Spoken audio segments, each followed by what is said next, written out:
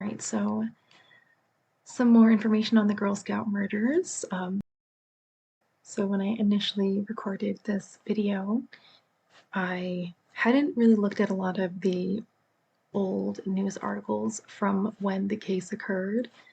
And after I did, I decided to add some more information. So I may make this a two-parter, we'll see. Sheriff Pete Weaver, when describing the case, said a couple things. One, he said, we've got a maniac somewhere around, and that this thing is horrible. It's the work of a demented person.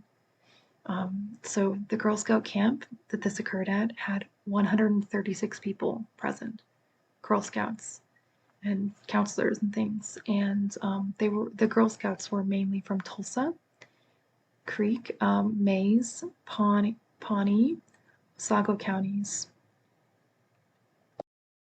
The girls stayed in platform tents. So there was actually mention of a mystery car spotted on the side of the road near the gate entrance to the camp. The night of the murders, someone saw 4 occupants in this vehicle on the side of the road, but later it was gone. So there was also a death note back in April. So prior to all of these things taking place. So April 1977, a death note was found or given to Michelle Durrell, 16 years old, and she ended up turning it over to Mrs. Day. It was considered a prank, so they threw it out. So they were never able to use it as evidence or go back over what it said. So information lost, unfortunately. They also had someone damaged the tent and they slashed it. Damaged a tent and slashed it. This is before the murders. Like, they had warnings, you know. So there was also incidents of burglary. So a small amount of food was taken, according to Camp Ranger Ben Woodward of Girl Scout Council. And this was weeks prior to camp opening up. So like this is beforehand.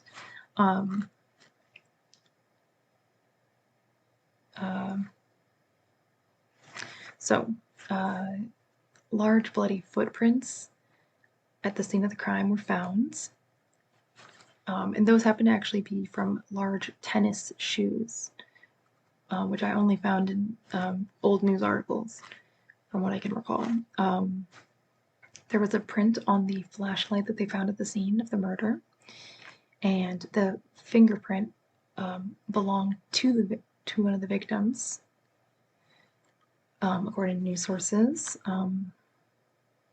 There were also 3 caves that were interesting things to hear about. I will go over that in a second. I also wanted to clarify regarding the wedding photos. So there were 2 wedding photos from 1968.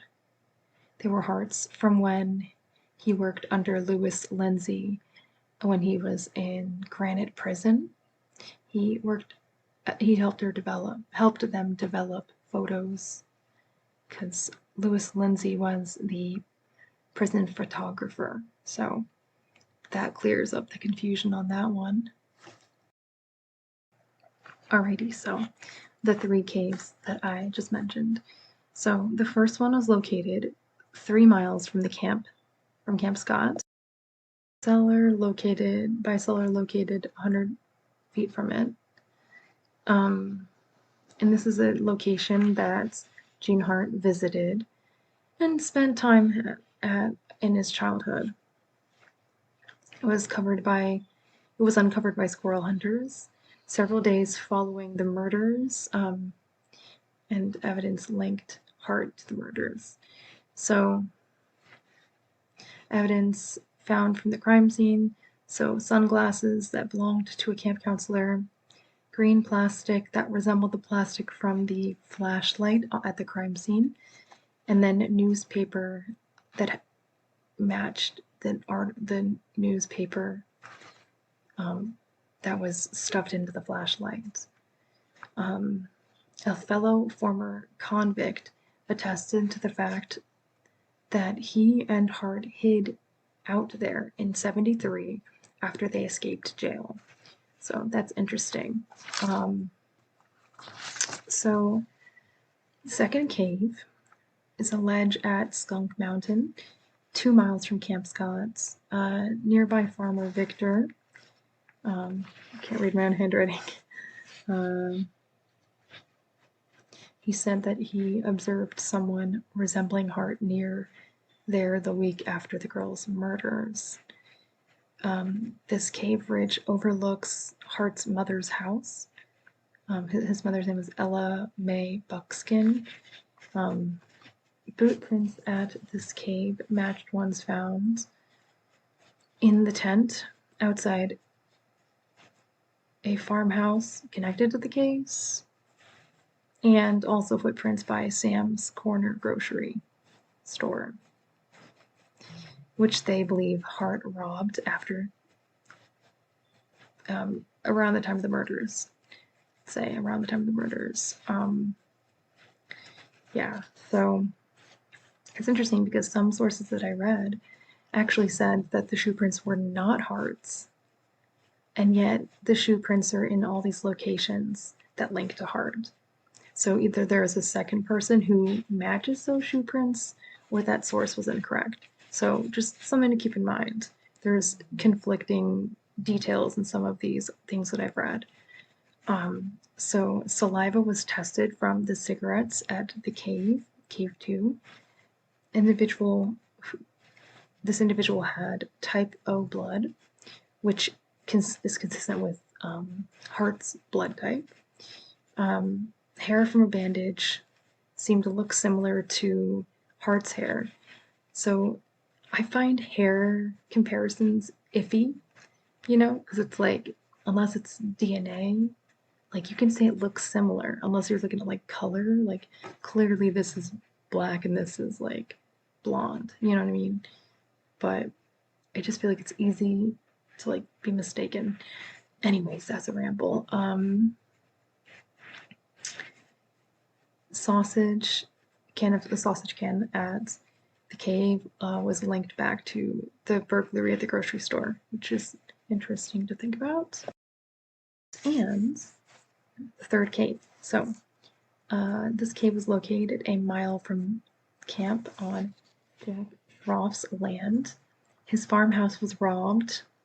Black duct tape, consistent with that from the crime scene, was reportedly stolen and used to bind one of the victims. Authorities directed to the cave by an inmate in late July that he met him there after the murders. And then that's also where the taunting messages were found. One saying, "Killer was here, bye-bye fools, 77-617."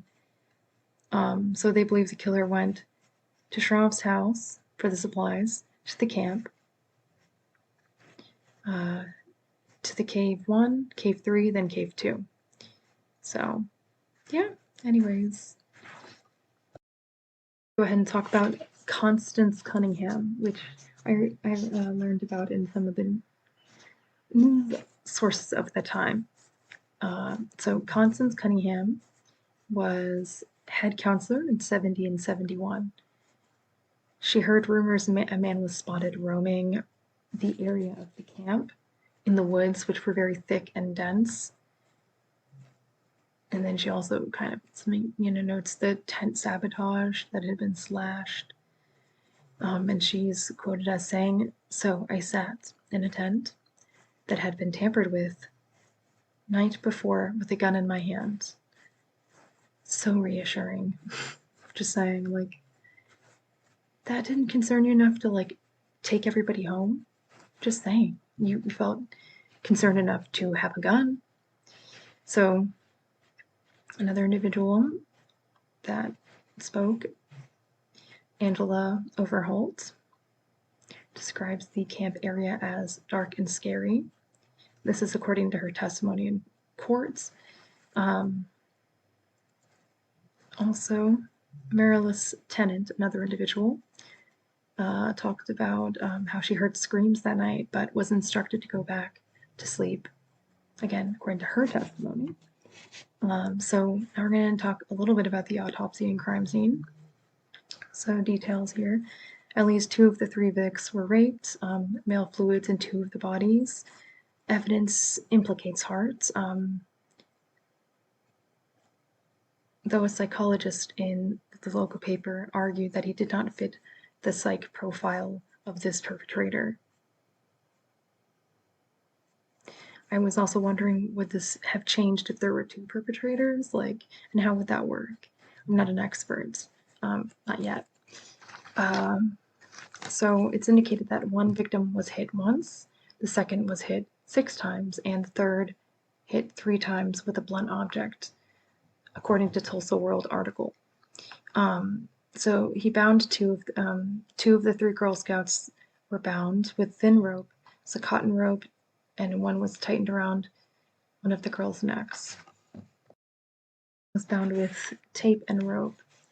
So I also found it interesting that the former sheriff, Pete Weaver, that he spoke saying that he was not aware that they were having Camp Scott like take place in that area, which is like near Locust Grove, in June, and that he would have advised against this, given the fact that a convicted rapist was believed to be hiding in the area, and that had he known, he would have warned them. I don't know, like, if this is fair, but I was thinking to myself, get your shit together. Like, you would think that people would know that there's a Girl Scout camp there if they do it every year, if they've been doing it for years. It's just weird to me. Or that, like, you don't let people know that. Like, maybe they don't want to start a panic. I don't know. But yeah, so Sheriff Weaver testified in a civil proceeding against the Girl Scout Council that Camp Scott had lacked security. So Hart had reportedly been seen 1 mile from camp at least once, and that his mother lived a mile from the camp.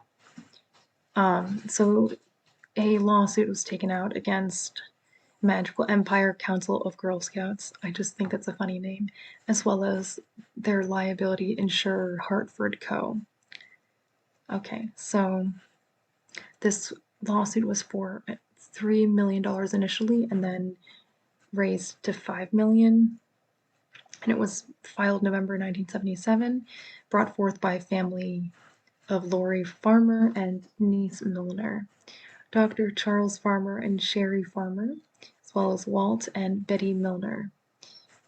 This was for damages alleging negligence and failure of the Scout organization to provide adequate, secure, precautionary measures at the camp. They claimed the company was aware of the lack of security at the camp. Lack of caution and alertness by these camp supervisors led to what took place. That with a monster roaming the area, having the opportunity to assault 3 of their scouts.